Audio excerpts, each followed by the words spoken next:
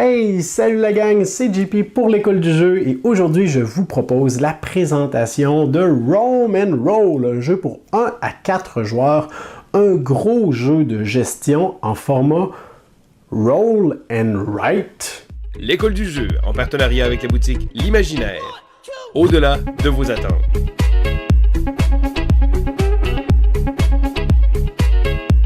Lors de la mise en place, on a plusieurs éléments à préparer. Je ne vais pas couvrir avec vous tous les détails de la mise en place. Laissez-moi tout de même vous parler des bâtiments qui sont ici. À chaque partie, on en aura 8. D'une partie à l'autre, ils peuvent être différents puisqu'on a plusieurs bâtiments des différents types. Donc, on aura un bâtiment religieux, un bâtiment loisir, 2 bâtiments urbanisme, 2 manufactures et 2 bâtiments de type armée. On aura également des cartes Faveur des dieux. De ce côté également, on a plusieurs possibilités différentes d'une partie à l'autre qui sont des pouvoirs uniques que les joueurs vont pouvoir débloquer en cours de partie. On aura également les cartes Néron qui vont servir à 2 choses. Premièrement, à marquer des points en fin de partie, mais c'est également ces cartes qui vont agir comme un décompte pour déclencher la fin de la partie. Dès que la dernière carte, qui est celle qui vaut pour le moins de points, est ramassée et réclamée, eh bien ce sera la fin de la partie. Selon le nombre de joueurs autour de la table, il est possible d'y avoir 3 ou 4 cartes Néron. Le plateau central juste ici est recto verso. Selon le nombre de joueurs autour de la table, on aura une carte plus ou moins restreinte. On aura également un nombre de dés de différentes couleurs qui seront disponibles selon le nombre de joueurs autour de la table et chacun des joueurs va récupérer son plateau individuel asymétrique. C'est-à-dire que le jeu de base vient avec 4 personnages, 4 plateaux, chacun avec un nom différent, mais également avec des habilités, des avantages de départ différents, en plus de pouvoirs passifs ou actifs que les joueurs vont pouvoir débloquer en cours de partie, qui seront radicalement différents les uns des autres. Vous devez également savoir qu'il existe une extension personnage comme ceci, qui va ajouter tout simplement 3 personnages supplémentaires, eux aussi avec leur conseiller unique et leur avantage de départ. Derrière chacun des plateaux personnages se retrouve un précieux aide-mémoire auquel vous pouvez avoir accès en cours de partie pour chacun des personnages qui ne sont pas utilisés. Une partie de Roam and Roll se déroule dans une succession de manches, chacune des manches étant constituée de 2 étapes. Dès que la dernière carte Néron a été réclamé, c'est la fin de la partie et on procède au décompte selon les éléments qui sont indiqués sur chacun des plateaux personnels. On va donc, en début de partie, pour la première manche, déterminer un proconsul qui sera un peu comme le premier joueur et on est prêt à passer à la première étape. La première étape est celle de draft. Tous les dés seront donc lancés au centre de la table et en commençant par le proconsul, les joueurs vont pouvoir sélectionner l'un des dés qui a été roulé et le mettre de côté sur leur plateau. Alors tous les joueurs vont sélectionner un dé, peu importe lesquels, et une fois que tout le monde aura un dé en sa possession, le dernier joueur pourra alors en choisir un autre et on va continuer comme ça jusqu'à ce qu'on soit de retour au premier joueur. Il restera alors un dé qui ne sera pas utilisé pour la manche en cours. La deuxième étape est celle de résolution des actions. En commençant par le proconsul et en tournant autour de la table, les joueurs vont devoir sélectionner l'un des dés qui se trouve devant eux et résoudre une action pouvant être résolue avec ce dernier. Une fois que c'est fait, le dé sera défaussé. On continue comme ça autour de la table jusqu'à ce que tous les joueurs aient utilisé leurs 2 dés et c'est la fin de la manche. À leur tour, les joueurs ont le choix entre les 6 actions qui figurent sur leur plateau personnage, soit construire, lever une légion, conquérir, développer, taxer et échanger. Ils doivent, à leur tour, choisir parmi l'une de ces actions. On remarque également que pour la moitié de ces actions, des symboles bien précis sont requis sur les dés pour pouvoir effectuer les actions construire, lever une légion ou développer, alors que les actions conquérir, taxer et échanger peuvent être faits avec n'importe quelle phase de dés. La première action est celle de construction. Et pour le réaliser, on doit absolument avoir un maillet sur l'un de nos dés ou le symbole architecte qui va simplement rendre l'action plus efficace.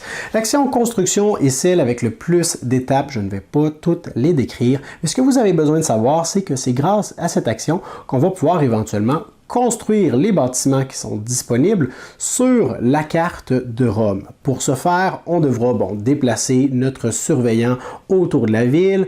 On devra également sélectionner un plan qui est libre, c'est-à-dire qu'aucun contremaître ne se trouve sur la carte. On devra payer les ressources, soit en utilisant les ressources qui sont sur notre dé ou en effaçant tout simplement les ressources qu'on aura accumulées sur notre plateau. Par la suite, on pourra construire le bâtiment dans les zones qui sont autorisées également dans la ville en écrivant de quoi il s'agit à l'intérieur pour qu'on puisse facilement l'identifier. Donc ici, on a le terrain de parade. Et là, par la suite, il y a différentes choses qui peuvent se produire. Il est possible, par exemple, de débloquer un pouvoir immédiat. Également, tous les bâtiments qui sont adjacents à celui qu'on vient de construire, s'ils ont un symbole de production, vont pouvoir produire, peu importe à quel joueur ils appartiennent. Et on aura la possibilité également de débloquer, d'acquérir des sénateurs selon si on a construit notre bâtiment adjacent à des territoires adverses, mais je n'entre pas trop dans les détails avec vous maintenant. Une chose importante, par contre, c'est que dès qu'on construit un bâtiment, on va pouvoir venir l'indiquer sur notre piste de bâtiment, sur notre plateau individuel, juste ici. Vous remarquez qu'il y a des cases bleues sur chacune de ces pistes. Eh bien, dès qu'on atteint l'une de ces cases, c'est à ce moment qu'on peut réclamer la première carte Néron du paquet qui va nous donner de précieux points, mais également nous rapprocher de la fin de la partie. La deuxième action est celle de lever une légion et on aura besoin du symbole légionnaire sur notre dé pour ce faire. C'est grâce à cette action qu'on pourra activer les bâtiments armés qui ont été construits sur la carte, peu importe à qui ils appartiennent. Alors, on va en sélectionner jusqu'à 3 et on va tout simplement récupérer leur avantage. C'est ce genre d'activation qui va nous permettre d'aller récupérer des soldats qu'on va pouvoir marquer sur notre plateau. Et pour chaque bâtiment adverse qu'on active de cette façon, eh bien, on va donner en compensation à nos adversaires des pièces de monnaie. La troisième action est celle de conquérir. Et pour cette action, on peut l'utiliser avec n'importe quel dé puisqu'on va utiliser principalement nos soldats. En plus du nombre de soldats auxquels on a accès, présentement 4, on peut par contre ajouter les points de lance. Alors présentement, je serai un total de 5 pour conquérir. Et je vais consulter les différentes zones dans le bas de la carte ici. Je vais en sélectionner une, par exemple, l'Hispanie, et le nombre de soldats que j'obtiens, c'est le nombre maximum de valeurs de territoire que je peux conquérir. Donc, un maximum de 5, toujours en suivant les routes. Alors, je pourrais par exemple décider de conquérir ce territoire et celui-ci, puisque 2 plus 5 me vaudront 5 points de combat. Puisque j'ai conquéri 2 territoires, je vais devoir laisser 2 garnisons dans ces territoires. Donc, je vais noter que ces 2 soldats ne sont plus disponibles. Et finalement, pour le nombre de banderoles que je viens de conquérir, dans ce cas-ci, il y avait 3 banderoles totales, je vais noter ces avancements sur la piste qui me rapproche d'une carte Néron. La quatrième action est celle de développer et on doit l'utiliser avec un symbole de maillet. C'est grâce à cette action qu'on pourra construire les routes dans les différentes régions où il y a des territoires qui ont été conquis préalablement. Pour chacune des routes que vous désirez construire, ça vous coûtera une roche. Comme d'habitude, on peut utiliser les roches qui sont sur mon dé ou celles que nous avons par le passé accumulées. Et je vais devoir commencer par Rome et me déplacer vers des régions qui ont été conquises. Dans ce cas-ci, je pourrais construire 2 routes, soit celle-ci et celle-là, puisque je viens de rendre accès 2 territoires à Rome. Chacun de ces territoires va produire la ressource indiquée juste ici, des poissons. Alors, je pourrais m'en servir tout de suite ou tout simplement les accumuler dans ma réserve. Et je vais marquer le nombre de petits points héritage ici, qui ressemblent à des tombes, si on veut. Alors, 1, 2, 3, que je vais pouvoir venir ajouter à ma piste. Et on m'indique que si j'ai construit 2 routes dans la même action, eh bien, je peux en réclamer 2 supplémentaires. La 5e action est celle de taxer. Elle peut être résolue avec n'importe quelle face de dé, mais elle sera plus efficace s'il y a le symbole de la main tendue avec une pièce de monnaie. S'il n'y a pas ce symbole, je vais sélectionner une zone et chacune de mes colonies, de mes territoires qui sont conquis et qui sont reliés jusqu'à Rome avec des routes, peu importe à qui elles appartiennent, vont produire les ressources indiquées. Par contre, si j'ai le symbole de main tendue comme ceci, eh bien, toutes mes colonies dans toutes les zones vont produire leurs ressources. La 6e et dernière action est celle qui va me permettre d'échanger. Je peux l'effectuer avec n'importe quelle face de dé, mais elle sera encore plus efficace si j'ai le symbole de la main tendue, comme on vient d'expliquer. Cette action va me permettre de dépenser 3 ressources accumulées dans ma réserve et les joyaux peuvent être utilisés comme des jokers. Alors, je pourrais décider d'utiliser mes 3 argiles juste ici que je vais vendre et je vais récupérer en contrepartie un nombre égal de pièces de monnaie, soit 3 dans ce cas-ci. Par contre, si j'ai la main tendue et que je décide d'utiliser les joyaux comme joker, alors par exemple, je pourrais dire à la place, je vais utiliser mon bois et je vais utiliser 2 jokers, soit mes 2 joyaux, pour un total de 3 ressources utilisées. Ça va donc me donner 3 pièces de monnaie. Par contre, puisque j'ai le symbole de la main tendue, pour chaque joyau que j'ai utilisé, je vais récupérer une pièce de monnaie supplémentaire. L'action échanger également va déclencher quelque chose d'intéressant pour tous les joueurs autour de la table qui pourront sélectionner un bâtiment qu'ils ont construit et activer ce dernier s'il possède un petit symbole d'engrenage, soit un symbole de production.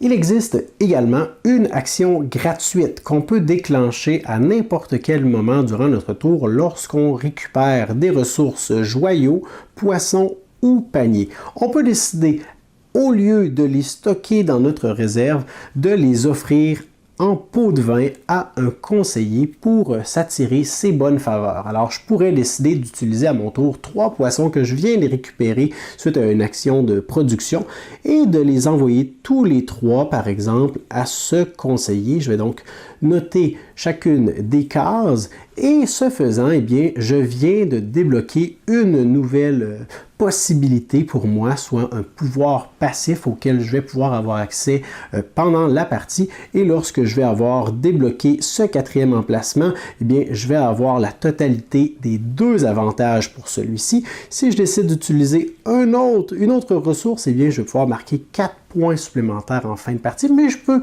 répartir mes offrandes sur les différents conseillers en fonction des pouvoirs qui m'intéressent le plus. Et finalement, il est possible en cours de partie de récupérer des sénateurs qui peuvent être utilisés en guise d'action gratuite pour 2 différentes choses. On peut les utiliser lors du draft pour récupérer 2 dés simultanément lors de notre tour, ou bien on peut les utiliser pour ajouter certains symboles sur nos dés. En fin de partie, des points nous seront accordés dans différentes circonstances, soit l'avancement dans les différentes pistes de notre plateau personnel, nos conseillers, les différents bâtiments qu'on aura réussi à mettre en place durant la partie et nos cartes Néron. Au terme de ce décompte, celui avec le plus grand nombre de points est déclaré grand vainqueur. Alors voilà pour ce qui était de la présentation de Roman Roll. J'espère que vous avez apprécié cette vidéo. Si c'est le cas, laissez-nous un pouce vers le haut et laissez-nous vos questions et retours sur vos expériences de jeu dans la section commentaires sous la vidéo. Merci pour votre écoute et moi je vous dis à la prochaine.